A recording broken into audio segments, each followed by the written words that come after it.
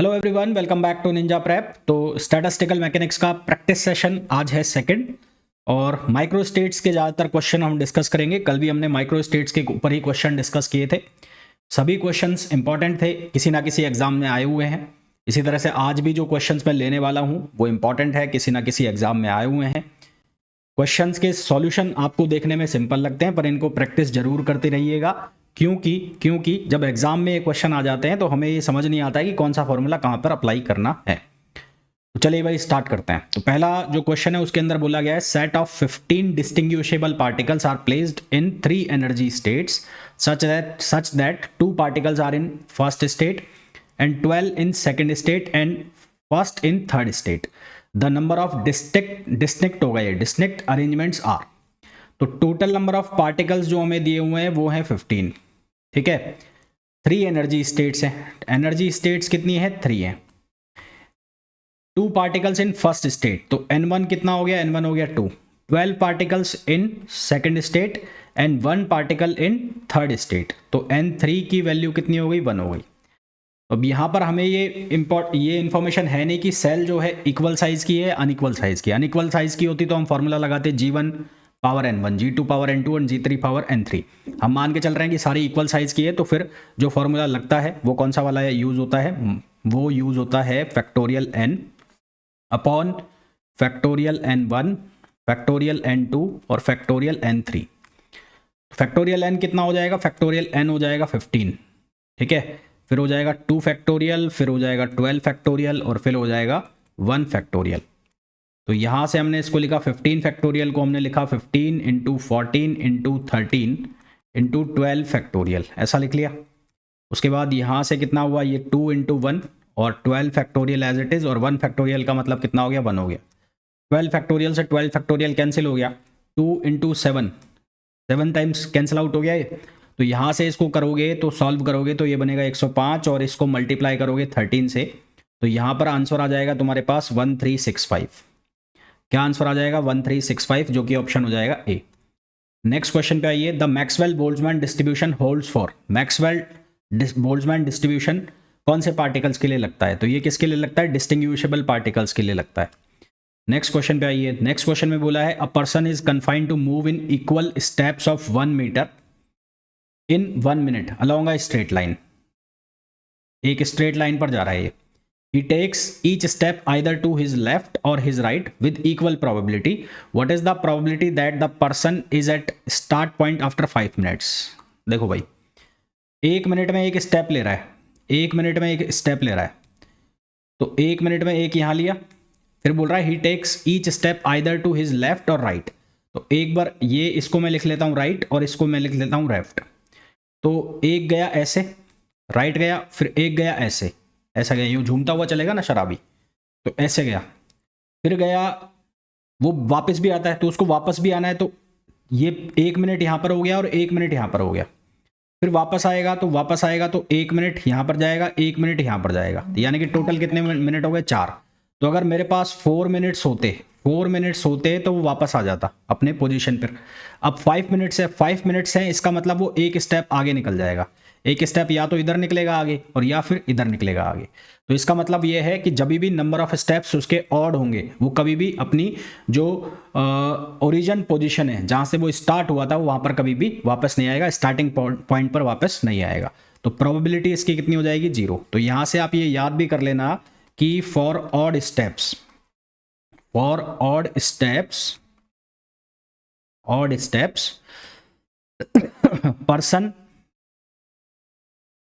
person never comes at his starting point। उसके starting point पर कभी भी वो वापस नहीं आएगा ऑड स्टेप के साथ। तो हमारे पास आंसर क्या हो जाएगा? 0 हो जाएगा। वैसे जो रैंडम वॉक के क्वेश्चन है उसको सॉल्व कैसे करते हैं, उसके लिए प्रोबेबिलिटी का हम फॉर्मूला लगाते हैं n फैक्टोरियल, मतलब total number of steps n1 factorial. अगर n1 राइट स्टेप के लिए है तो n1 factorials number of steps taken to be right. n2 किसके लिए है? लेफ्ट जो स्टेप्स है उसके लिए। Probability of right steps P, उसको हम लिखते हैं पावर n1, और प्रोबेबिलिटी ऑफ लेफ्ट स्टेप्स ये हो गई Q। तो ये हमारे पास फॉर्मूला होता है, ये फॉर्मूला होता है, इससे हम रैंडम वॉक के क्वेश्चन जो है सॉल्व करते हैं। पर इसमें ऐसा कुछ लगाने का ज़रूरत है नहीं, इसको आप बिना किसी टेक्निकल नॉलेज के भी आप सॉल्व कर सकते हो। इवन ये फिजिक्स का क्वेश्चन है 11वीं 12वीं का, वहाँ पे भी यही पूछा जाता है। नेक्स्ट क्वेश्चन पे आ जाओ। In one dimensional random walk the probability of steps of unit length in positive direction, probability हमें दे रखी है स्टेप्स की, positive direction is 2/3 and negative direction is 1/3। तो अगर 1 ये है n1 से इसको मैं लिख दूं तो ये कितना है 2/3n, अगर n स्टेप्स के लिए बात करें। और n2 कितना हो गया, n2 हो गया हमारे पास 1/3n। तो नेट डिस्प्लेसमेंट जो हो जाएगा, नेट डिस्प्लेसमेंट हो जाएगा n1 माइनस n2, कितना वो चल लिया। तो n1 कितना हो गया, n1 हो गया 2/3n, और n2 जो हो गया वो हो गया कितना 1/3n। तो हमारे पास आंसर कितना आ जाएगा n/3। तो आंसर कितना आ जाएगा n/3, which is option C, है ना। ठीक है, नेक्स्ट क्वेश्चन पे आ जाइए। नेक्स्ट क्वेश्चन में हमें बोला है a one dimensional random walker takes step to left और राइट, लेफ्ट और राइट पर स्टेप ले रहा है with equal probability. Equal probability का मतलब हो गया P और Q की जो वैल्यू है वो सेम हो गई, P और Q की जो वैल्यू है वो सेम हो गई। The probability that the random walker starting from origin is back to origin, वो वापस कहां पर आ जाए, ओरिजिन पर आ जाए, after n even number of steps, after n even number of steps वो वापस अपनी पोजीशन पर आ जाए, तो उसकी क्या प्रोबेबिलिटी है। तो हमारे पास फॉर्मूला होता है फैक्टोरियल n टोटल स्टेप्स, फिर यहां पर आता है फैक्टोरियल n1, या आप इसको r भी लिख सकते हो, फैक्टोरियल n1, ये हो जाएगा फैक्टोरियल n2, फैक्टोरियल n2, यहां पर हम लिखते हैं p पावर फैक्टोरियल n1 और p पावर n, और यहां हम लिखते हैं p q पावर n, ये n1 हो गया और ये क्या हो गया n2 हो गया, q पावर n1 और q पावर n2, वो अपनी पोजीशन पर वापस आई। यहां पर लिखा है from starting from origin to back to origin, वो वापस आ जाए, तो इसका मतलब क्या है कि जो उसके स्टेप्स हैं वो इक्वल स्टेप्स होने चाहिए। भाई अगर वो ऐसे जा रहा है, ऐसे गया, फिर ऐसे गया, फिर ऐसे वापस आ जाए, फिर ऐसे वापस आ जाए, तो वो तभी वापस आ सकता है जब वो इक्वल स्टेप्स ले, यानी कि n1 और n2 की वैल्यू क्या हो जाए, सेम हो जाए, n1 और n2 की वैल्यू क्या हो जाए, सेम हो जाए, और प्रोबेबिलिटी क्या है, सेम है। ठीक है, प्रोबेबिलिटी क्या है, सेम है। तो हमारे पास टोटल नंबर ऑफ स्टेप्स जो होते हैं n1 प्लस n2 वो होते हैं n। अब वो वापस अपनी पोजीशन पर वापस पहुंचे, इसके लिए जरूरी क्या है, n1 और n2 इक्वल हो जाए, तो यानी कि 2n equals to capital N, तो n की वैल्यू या n1 की वैल्यू कितनी हो जाए, n/2, और प्रोबेबिलिटी इक्वल है, तो प्रोबेबिलिटी इक्वल है, इसका मतलब ये कितनी हो गई 1/2, दो ही पॉसिबिलिटी है लेफ्ट और राइट की, तो प्रोबेबिलिटी कितनी हो गई, P होने की प्रोबेबिलिटी 1/2 और Q होने की प्रोबेबिलिटी भी कितनी हो गई 1/2। तो यहां से सॉल्व करोगे तो ये फैक्टोरियल n अपॉन ये कितना हो गया, ये हो गया n/2 फैक्टोरियल, और ये भी कितना हो गया n/2 फैक्टोरियल, और यहां से p कितना हो जाएगा 1/2 पावर n/2, और ये कितना हो जाएगा 1/2 पावर n/2, पावर n/2। इसको जब हम सॉल्व करेंगे, इसको सॉल्व करेंगे तो 1/2 n/2 1/2 n/2 ये ऐड हो जाएगा, ऐड हो जाएगा, तो हमारे पास आंसर क्या आ जाएगा, factorial n upon n/2 factorial, n/2 factorial, और ये कितना हो जाएगा, ये हो जाएगा 1/2 पावर n, ये कितना हो जाएगा 1/2 पावर n। ठीक है, प्रोबेबिलिटी का क्वेश्चन है, ये स्टैटिस्टिक्स में भी डाल रखे हैं, है तो एक्चुअल में ये प्रोबेबिलिटी के क्वेश्चन। तो यहां से देखोगे तो आंसर कौन सा सही हो जाएगा, ए जो इसका आंसर है वो सही हो जाएगा। नेक्स्ट क्वेश्चन पे आइए।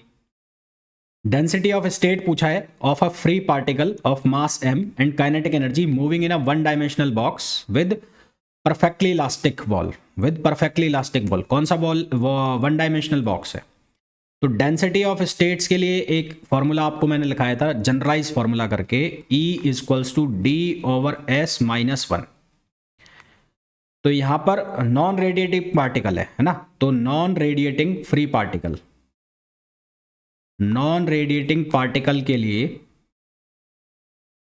S की वैल्यू होती है 2, और वन डायमेंशनल है, तो वन डायमेंशनल के केस में D की वैल्यू कितनी हो जाएगी 1, तो यहाँ से हमारे पास ये क्या बनेगा, हमारे पास बन जाएगा GE, यहाँ प्रोपोर्शनल E पावर D की जगह आप क्या सब्स्टिट्यूट कर दोगे, D का जगह आप रख दोगे 1 और S की जगह आप क्या रख दोगे 2 - 1। तो यहाँ से क्या बन जाएगा GE proportional to E power -1/2।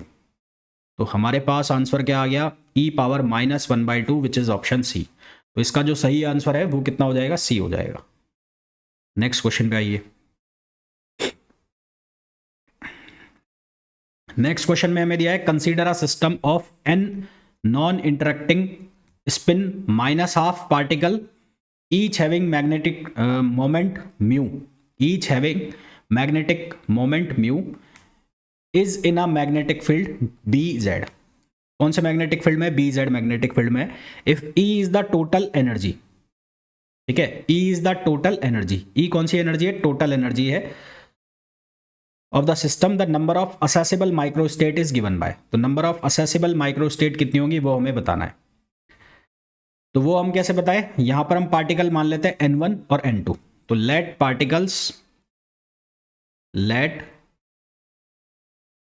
Particles are N1 and N2। तो N1 के साथ जो N1 पार्टिकल्स जो है उनके साथ जो एनर्जी एसोसिएट हो गई, लेट सपोज वो है mu B, minus mu B, और इनके साथ जो एनर्जी एसोसिएट हो गई वो हो गई प्लस म्यू बी। ठीक है भाई, एक अप हो सकती है पॉसिबिलिटी, एक डाउन पॉसिबिलिटी हो सकती है। तो एनर्जी भी यहाँ पर दो वैल्यू देती है, एक प्लस म्यू बी और एक माइनस म्यू बी। तो N1 के साथ एसोसिएट हो गई माइनस म्यू बी और N2 के साथ हो गई plus mu B. Total number of particles जो हो गए वो हो गए N1 + N2 equals to capital N। तो यहां से हम लिख सकते हैं कि N2 किसके बराबर हो गया, वो हो गया capital N minus small n1, capital N minus small n1। तो N1 पार्टिकल्स के साथ एसोसिएट एनर्जी जो हो जाएगी वो हो जाएगी -N1 म्यू बी। कितनी हो जाएगी, -N1 म्यू बी। ये किसके साथ हो जाएगी, N1 पार्टिकल्स के साथ। और N2 पार्टिकल्स के साथ जो एनर्जी एसोसिएट होगी वो होगी N2, और ये कितनी हो जाएगी mu B, N2 mu B. और ये किसके बराबर हो गया, E के इक्वल हो गया। यहां से -N1 म्यू बी और N2 की वैल्यू को हम क्या रखेंगे, N2 की वैल्यू को रखेंगे N-N1 mu B equals to E। तो यहां से हमारे पास बन जाएगा -N1 म्यू बी प्लस ये हो जाएगा N mu B -N1 mu B equals to E। ठीक है, तो यहां से हमारे पास क्या बनेगा, ये बन जाएगा N mu B -2N1 mu B equals to E। तो यहां से हमें N1 की वैल्यू निकालनी है। तो N1 की वैल्यू हम कैसे निकालेंगे, -2N1 mu B equals to E -N mu B. और N1 की वैल्यू को, सिर्फ N1 की वैल्यू को लिखना है तो वो कैसे लिखेंगे हम, 1/2 N minus E upon mu B. तो ये N1 की वैल्यू हमने निकाल ली। अब हमने N1 की वैल्यू फाइंड आउट कर ली, तो N2 की वैल्यू हम फाइंड आउट कर सकते हैं। N2 इक्वल्स टू कितना हो जाएगा, N - N1। तो यहां से ये बन जाएगा N - 1/2 N minus E upon mu B, ये बन जाएगा। तो यहां से N2 सॉल्व होकर हमारे पास जो बनेगा N2 की वैल्यू वो बनेगी 1/2 N plus E upon mu B, E upon mu B, ये बन जाएगा। तो हमें क्या निकालना है, हमें इस क्वेश्चन में फाइंड आउट करना है the total energy of the system, number of the accessible microstates omega is given by. तो असेसिबल माइक्रोस्टेट्स हमें गिवन वाली है जो वो बताना है। तो NCN1 है ना, NCN1। तो NCN1 ये हमें निकालना है। तो ये कैसे निकालेंगे, फैक्टोरियल N अपॉन N1, और ये हो जाएगा N - N1। ये N1 फैक्टोरियल हो गया, तो ये N - N1 factorial. N - N1 factorial मतलब कितना हो गया, N2 factorial. N - N1 factorial का मतलब हो गया कितना, N2 फैक्टोरियल। तो यहां से हमारे पास जो आंसर बनेगा वो क्या बनेगा, N factorial upon 1/2 N minus E upon mu B factorial upon ये कितना हो जाएगा 1/2 n plus E upon mu B factorial. तो ये हमारे पास आंसर आ जाएगा। अब चेक करो इसको। हाँ, फर्स्ट ऑप्शन जो है, फर्स्ट ऑप्शन करेक्ट हो जाएगा। तो राइट आंसर हमारे पास जो आ जाएगा वो आ जाएगा कौन सा, फर्स्ट आंसर आ जाएगा। ठीक है, हमारे पास जो इसका सही आंसर है वो क्या आ जाएगा, फर्स्ट आंसर जो है वो इसका करेक्ट आंसर आ जाएगा। नेक्स्ट क्वेश्चन पे आइए। नेक्स्ट क्वेश्चन में बोला है the electrons in plasma are confined within a fix volume, the upper limit of their momenta, upper limit of their momenta is 10⁻22 kg metre per seconds. तो delta x delta p is equals to h, ये दिया हुआ है। तो delta P की value हमारे पास है 10⁻22। तो यहाँ से डेल्टा एक्स निकाल सकते हैं। तो डेल्टा एक्स की वैल्यू आ गई एच अपॉन डेल्टा पी, यानी कि ये हो गया एच अपॉन 10⁻22, ये वैल्यू आ गई हमारे पास। नंबर ऑफ माइक्रोस्टेट्स का जो हम फॉर्मूला लगाते हैं तो वो फॉर्मूला क्या होता है, omega equals to v r, एक पोजीशन स्पेस के लिए होता है और एक मोमेंटम स्पेस के लिए होता है, अपॉन 3 डायमेंशन है तो एच क्यूब है ना, एच पावर एफ होता है, तो 3 डायमेंशन है तो एच क्यूब हो गया। अब वी आर हमें डेल्टा एक्स दिया हुआ है, तो वी आर हम कैसे निकालें, इसका क्यूब कर दें। तो वी आर कैसे निकालेंगे, डेल्टा एक्स का हम क्यूब कर दें, तो ये बन जाएगा H cube upon 10⁻22 cube, 10⁻22 cube, ये बन गया। और वी पी कैसे हम निकालेंगे, वी पी के लिए क्या कर देंगे, मोमेंटम जो है उसका क्यूब करेंगे। अब मोमेंटम का जो क्यूब कितने का करना है, 10⁻24 का। तो यहां से हम वैल्यू रखें तो वी आर की वैल्यू क्या होगी, एच क्यूब, वीपी की वैल्यू कितनी हो जाएगी, 10⁻24 का क्यूब अपॉन ये हो जाएगा 10⁻22 का क्यूब, और ये हो जाएगा एच क्यूब, ये कैंसिल आउट हो गया सारा। तो यहां से हमारे पास आंसर जो बनेगा वो बनेगा 10⁻6। तो आंसर हमारे पास कितना बन जाएगा, 10⁻6। नेक्स्ट क्वेश्चन पे आ जाओ। नेक्स्ट क्वेश्चन में बोला है a bottle of volume 1 litre is filled with hydrogen gas, find the number of quantum states available to hydrogen gas in the energy range 0.020 to 0.01। Range दो दी हुई है, रेंज 0.020 to 0.021 हमें रेंज दी हुई है। तो हमें बोला है कि find the number of quantum states, find the number of quantum states, ये हमें निकालना है। तो जीईडीई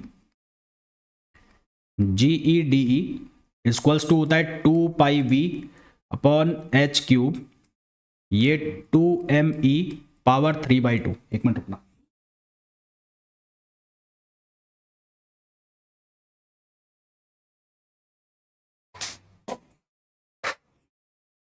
टू एम ई पावर 3/2, ये कितना हो गया, e पावर 1/2 और डी, ये हो गया। अब e की जो वैल्यू है e, क्योंकि रेंज जो होती है e टू डी होती है, e to e plus D, तो e की जो वैल्यू हो गई e, वो हो गई 0.020, और इसको जूल में बदल लो, 1.6 इंटू 10⁻⁻19 जूल। डी जो हो गया वो हो जाएगा 0.020 में एक ऐड हो रहा है ना, तो 0.01, तो ये कितना हो जाएगा 0.01 इंटू 1.6 इंटू 10⁻⁻19 जूल। और वॉल्यूम कितना हो जाएगा, 1 लीटर है, तो वॉल्यूम जो है वो लिखा जाएगा 1 इंटू 10⁻⁻3 मीटर क्यूब। ठीक, उसके बाद पाई की वैल्यू फिक्स है, h की वैल्यू फिक्स होगी, कितनी ले लो, h की वैल्यू आप 6 इंटू 10⁻⁻34 लिख लो या 6.64 लिख लो। अच्छा, आपको मास लिखना है तो मास हाइड्रोजन मॉलिक्यूल दिया हुआ है, हाइड्रोजन गैस, तो ये हो जाएगा 2 इंटू 1.67 इंटू 10⁻⁻27, मॉलिक्यूल दिया हुआ है ना, तो 2 ट्वाइस से मल्टीप्लाई हो जाएगा। तो अब यहाँ पर वैल्यू रखो, तो यहाँ पर वैल्यू सब्सटीट्यूट करोगे, 2 इंटू 3.14 वी की वैल्यू कितनी हो जाएगी, 10⁻⁻3 अपॉन एच क्यूब, तो ये हो जाएगा 6 इंटू 10⁻⁻34 क्यूब, और 2me, m की value 2 into 1.67 into 10 power -27 power 3/2। फिर एनर्जी की वैल्यू कितनी है 0.020 इंटू 10 पावर -19, 1.6 से भी मल्टीप्लाई करना है। डी की वैल्यू 0.001 इंटू 1.6 इंटू 10 पावर -19। इसको सॉल्व करोगे आंसर तुम्हारे पास आएगा 1.4। 1.4 इंटू 10 पावर 26 ये आंसर आ जाएगा। सॉल्व कर लेना है इसको, ठीक है, करना है ऐसे ही। नेक्स्ट क्वेश्चन पे आ जाओ। Calculate the number of dimensions of the phase space of 10 rigid diatomic molecules. Diatomic के लिए डायएटॉमिक, तो डायएटॉमिक रिजिड, इसके लिए DOF जो होता है वो कितना होता है 5। DOF कितना होता है 5। तो नंबर ऑफ डायमेंशंस का फॉर्मूला आपको मैंने कल भी बताया था। नंबर ऑफ डायमेंशंस का फॉर्मूला कल भी बताया था 2NF या 2MN करके लिख सकते हो। तो डिग्री ऑफ फ्रीडम है कितना, डिग्री ऑफ फ्रीडम है 5 और टोटल कितने नंबर ऑफ मॉलिक्यूल्स है 10। तो ये 10 हो गया, तो ये कितना हो गया 100। तो आंसर हमारे पास कितना हो गया 100 हो गया। नेक्स्ट क्वेश्चन पे आ जाओ। नेक्स्ट क्वेश्चन में बोला है, ये पहले जैसा ही क्वेश्चन है। क्वेश्चन में बोला है a system consist of n distinguishable particle each spin 1/2 in a magnetic field B। Each particle has 2 energy states plus mu B and minus mu B. Plus mu B up state के लिए, minus mu B down state के लिए। If n be the number of particle is in spin up, यदि spin up वाले जो particles हैं वो n है, कितने हैं n है, तो हमें ये बताना है कि find the energy of the system. System की एनर्जी बतानी है, ठीक है, क्या बताना है सिस्टम की एनर्जी। तो एक पार्टिकल अगर n है, एक n1 है, n1 की वैल्यू हो गई n, तो n2 की वैल्यू कितनी हो जाएगी n माइनस n। दो तरह के पार्टिकल लेने पड़ेंगे, एक के पास प्लस स्पिन आएगा हाफ और एक के पास क्या स्पिन आएगा माइनस हाफ स्पिन आएगा। तो मैं इसको कैसे लिखूं, -n1 mu B, -n1 mu B plus ये हो जाएगा